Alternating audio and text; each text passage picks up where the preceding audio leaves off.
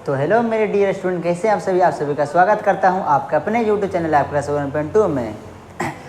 पिछले कक्षा में मैंने आपका जो पहला चैप्टर था हिंदी का श्रम विभाजन एवं जाति प्रथा, उसके जितने भी ऑब्जेक्टिव क्वेश्चन थे उसका हमने टेस्ट सीरीज का वीडियो बना चुका है। अगर वो वीडियो अभी तक आपने नहीं देखे हैं तो जल्दी से जाकर उस वीडियो को देख लीजिए। आज हम जो ख़त्म करने वाले हैं वो ख़त्म करने वाले हैं पहले चैप्टर का जो सब्जेक्टिव है क्वेश्चन है उसका, अर्थात जाति प्रथा के जितने भी सब्जेक्टिव क्वेश्चन है उसको आज हम खत्म करने वाले हैं। तो चलिए बिना टाइम का आप ये क्लास शुरू करते हैं। अगर अभी तक चैनल को सब्सक्राइब नहीं किए हैं और वीडियो को लाइक नहीं करें तो वीडियो को लाइक कर दें, क्योंकि आप बाद में भूल जाते हो। तो चलिए बिना टाइम का क्लास शुरू करते हैं। चलिए देखिए, पहला जो क्वेश्चन है बहुत मोस्ट इंपॉर्टेंट क्वेश्चन है, ये मोस्ट आपका इंपॉर्टेंट क्वेश्चन है। प्रश्न क्या है कि लेखक किस विडंबना की बात करते हैं। क्या क्वेश्चन पूछा जाता है, लेखक किस विडंबना की बात करते हैं, विडंबना का स्वरूप क्या है। और सबसे वीवीआई क्वेश्चन ये आपको पूछा गया है और हर समय लगभग पूछा जाता है। देखिए इसका आंसर क्या हो जाएगा, लेखक क्या है, लेखक जातिवाद जैसे विडंबना की बात करते हैं।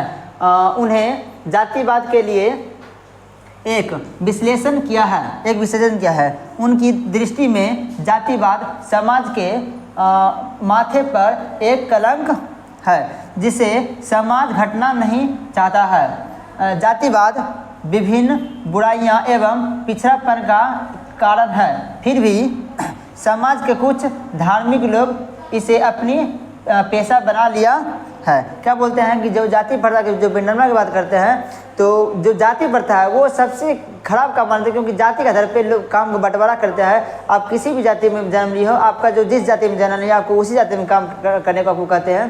तो ये सबसे खराब घटिया काम को इसमें बतलाया गया है, ठीक है ना। जो क्या है, एक कलंक है, ठीक है। देखिए आगे क्या है, देखिए अगला प्रश्न का है,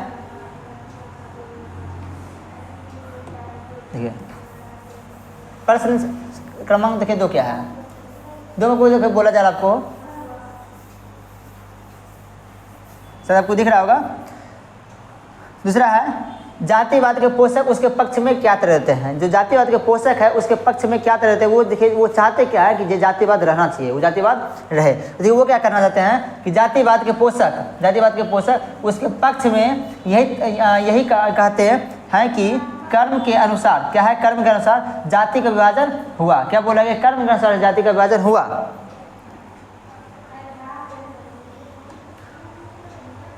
सॉरी यहाँ कहाँ थे, यहाँ पर गए थे, विभाजन हुआ। उनका मानना है कि जाति के आधार पर काम का बंटवारा होना चाहिए। उनका क्या करना है कि जाति के आधार पर काम का बंटवारा होना चाहिए। जातिवाद के पोषक थे कि जातिवाद के जो पोषक थे वो बड़ी जाति के लोग थे। कौन थे, बड़ी जाति के लोग थे। वो बोलते थे जाति के आधार पर ही काम का बंटवारा होना चाहिए, ठीक है। परंतु यह तर्क विकास और बाधक, विकास नहीं है वो बाधक है, किसी भी देश को आगे बढ़ना दिया नहीं जा सकता है। देखिए अगला प्रश्न हम का बढ़ते हैं। अगले प्रश्न का देखिए क्या दिया हुआ है,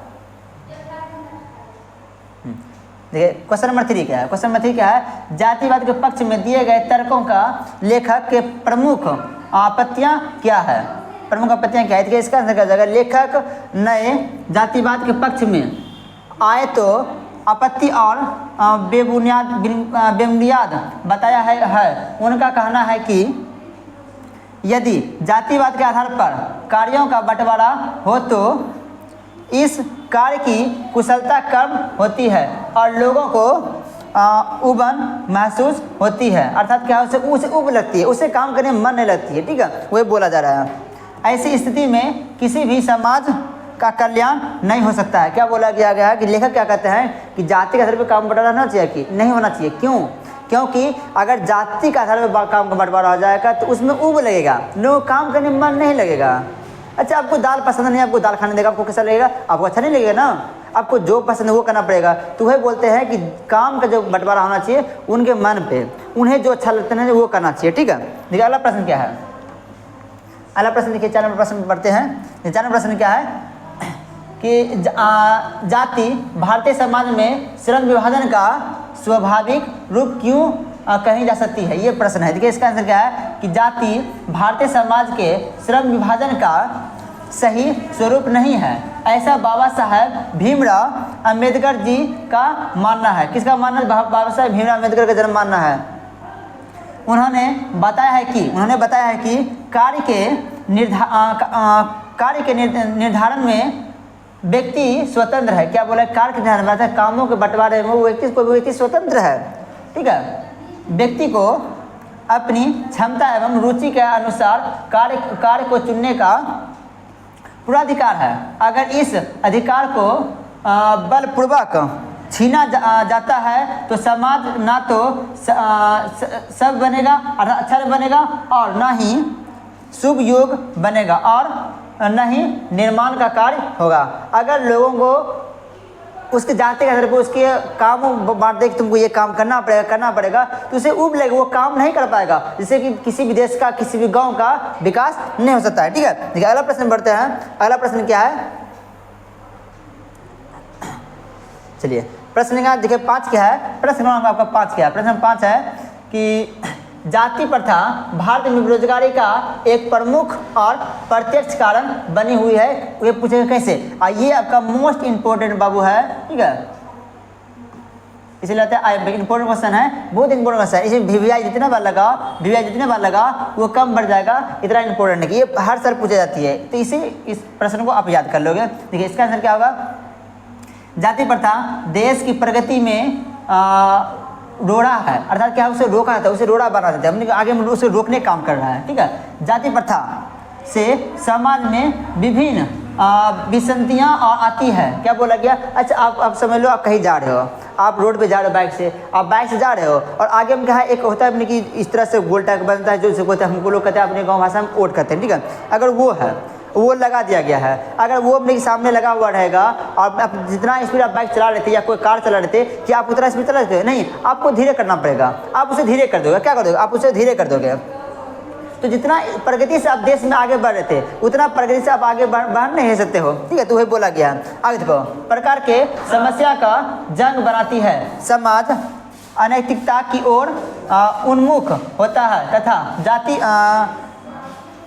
प्रगति बाधित होती है, जिससे बेरोजगारी का समस्या उत्पन्न होता है। देखिए अगला प्रश्न क्या है? अगला प्रश्न क्रमांक संख्या 5 है। प्रश्न देखिए 5 तो कब हो गया है आपका? 6 को बढ़ते देखिए। ठीक है, देखिए 6 क्या है? 6 बोला गया है कि लेखक आज के उद्योग में गरीबी और उत्पीड़न से भी बड़ी समस्या किसे मानते हैं और क्यों? देखिए ये उतना इंपॉर्टेंट नहीं है, पर इसका स्क्रीनशॉट आप ले लो। ठीक है, फिर भी हम इसे बतलाते हैं। देखिए क्या है? लेखक आज के उद्योग में गरीबी और उत्पीड़न से भी बड़ी समस्या जाति प्रथा को मानते हैं, क्योंकि यह मनुष्य की स्वाभाविक रुचि और आत्म शक्ति को दबाकर उन्हें अस्वाभाविक निर्णय लेने का कार्य निष्कर्ष करती है। ये क्या करती है? लोगों को जबरदस्ती आपको काम करने का बोलती कि आपको ये करना पड़ता है, वही वैसे में बोला गया। ठीक है, चलिए अगला प्रश्न बढ़ते हैं। अगला प्रश्न क्या 7 की ओर बढ़ते हैं। देखिए आपको ये दिख रहा होगा। ठीक है, अगर आप इसका स्क्रीनशॉट लेना चाहते हैं, इसका स्क्रीनशॉट ले सकते हैं। और प्रश्न संख्या 7 की ओर बढ़ने से पहले अगर अभी तक वीडियो को लाइक नहीं किया तो वीडियो को लाइक कर दे। देखिए अगला प्रश्न है, लेखक नए पाठ में किन पहलुओं से जाति प्रथा को एक हानिकारक प्रथा के रूप में दिखाया गया है? इसमें देखिए इसका आंसर क्या जगह? लेखक नए पाठ में निम्नलिखित पहलुओं से जाति प्रथा को एक हानिकारक प्रथा के रूप में दिखाया है, जो इस प्रकार से इससे जाति प्रथा पर आधारित श्रमिक विभाजन स्वाभाविक नहीं है। यह श्रमिकों में भेदभाव एवं उच्च नीच को जन्म देती है, जिससे समाज की एकता पर तथा श्रमिकों के कार्य क्षमता पर भी हानिकारक प्रभाव पड़ता है।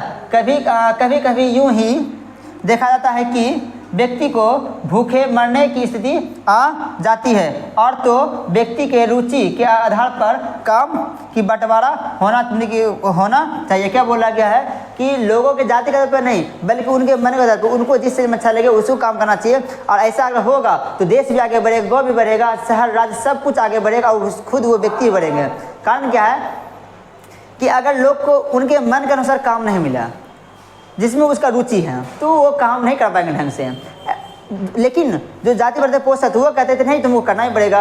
अब बताओ को कोई किसान है, अब किसान को अगर काम नहीं मिला, दूसरी जाति काम नहीं कर सकता है, अगर वो दूसरी जाति काम नहीं करेगा तो वो क्या होगा, भूखे मरेगा, उसके जो परिवार है भूखे मरने का कारण तो ही उसे बदला गया है। ठीक है, देखिए अगला प्रश्न बढ़ते हैं और ये आपका लास्ट प्रश्न है, प्रश्न क्रमांक 8 और ये आपका आखिरी लास्ट प्रश्न है, इसको देखते हैं और फिर वीडियो को समाप्त कर देंगे। चलिए देखिए लास्ट प्रश्न आपका 8वां प्रश्न है क्या है, सच्चे लोकतंत्र की स्थापना के लिए लेखक नए किन 3 विशेषताओं को आवश्यक माना है। क्या बोलते हैं कि ये लेखक जो लोकतंत्र की स्थापना के लिए किन 3 पहलुओं को अच्छे से माना है। ठीक है, देखिए इसका आंसर है और ये भी आपका बहुत VVI क्वेश्चन है, इसे पर जरूर देख लिए। और ये आपका लास्ट आखिरी प्रश्न है, ये देखिए क्या है कि सच्चे लोकतंत्र की स्थापना के लिए लेखक नए समाज, स्वतंत्रता, समानता एवं भाईचारे की भावनाओं को आवश्यक मानते हैं। आपको ये क्लास कैसा लगा? अगर वीडियो अच्छा लगे वीडियो को जल्दी से लाइक कर दें और चैनल पर अगर पहली बार विजिट कर रहे हैं तो चैनल को जल्दी से